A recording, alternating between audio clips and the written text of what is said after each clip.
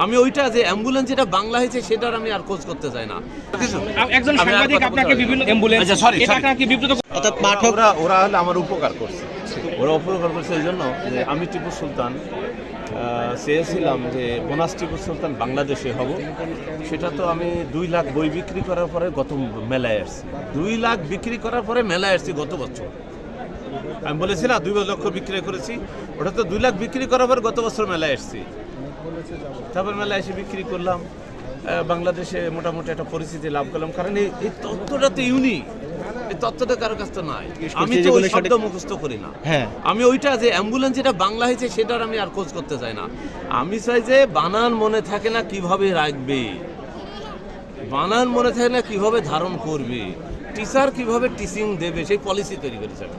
না না, এটা হলো যে ওই অন্ধ লোকের হাতে দেখাবো, হাতের পায়ে হাতে দিলে বাবা এটা তো হাতি না, এটা তাল গাছ দেখছি। আপনাকে একজন সাংবাদিক আপনাকে বিভিন্ন ধরনের প্রশ্ন করেছে, যেটা আপনাকে যেমন মোবাইল, অ্যাম্বুলেন্স, এটা আপনাকে বিব্রত